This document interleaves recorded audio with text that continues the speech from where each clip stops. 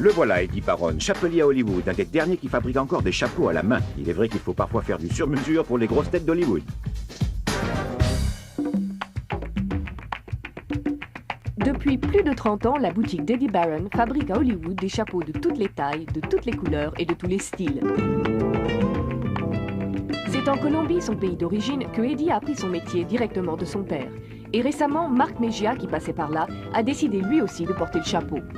I came out here to buy a few blocks, and fortunately he said, not only do I have some blocks, I have my whole shop for sale. If you're interested, maybe we could work a deal.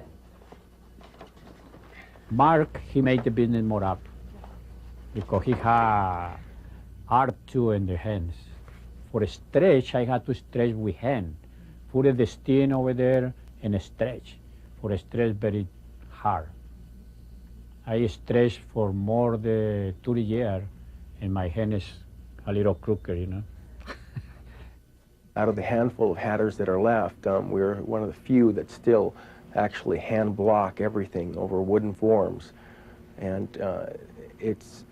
there used to be a lot of hatters in the United States and throughout the world, but it's becoming a dying art form because no one is doing that by hand anymore. It's all done by machinery.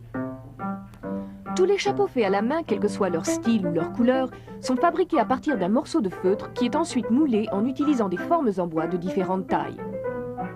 This is the block for Chicomar.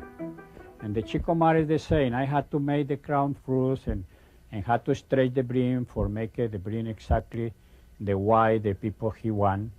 And block the same. And This is a John Wayne style, rounded in the back. I mean, it's rough naturally, but this is basically the style or a body we could use for John Wayne. This is cowboy. This is ranch. The ranch is different. It's a square in here and pinch in the front. When I make the crown in here, had to put a stem and push down for make the mold for the ranch. And I made the house for John Wayne. I went to his house for measure the head, and I made all kind of house for him. A little softer felt, and this could be something that could be for Indiana Jones. We make it here for Indiana Jones. We make all kind of house for Indiana Jones in the movie. The factory, they make it to Indiana Jones, but not exactly. Not exactly we making here the original.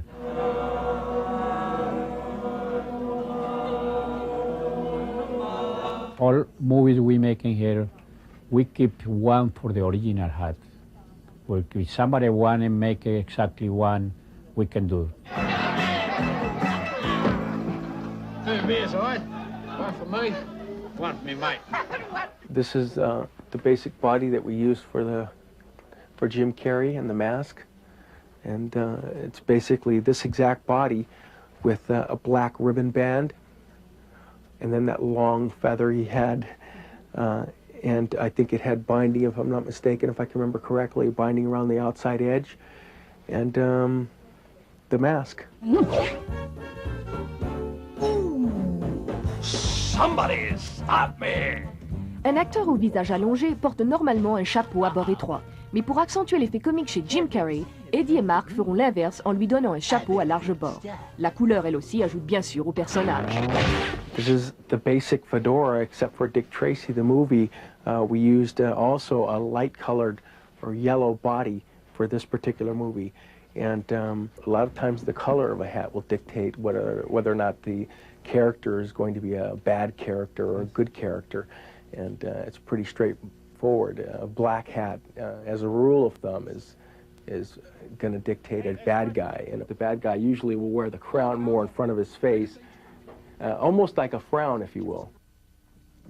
Oh, it says a lot about the character of the man that wears the hat. It's the final touch of a gentleman's wardrobe.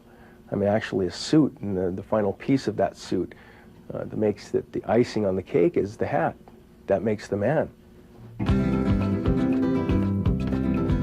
Le chapeau fait peut-être l'homme, mais cet homme-là a fait beaucoup de chapeaux. Il a travaillé sur les plus grands films et il suffit de penser à n'importe quel couvre-chef célèbre pour s'apercevoir qu'il vient de sa boutique.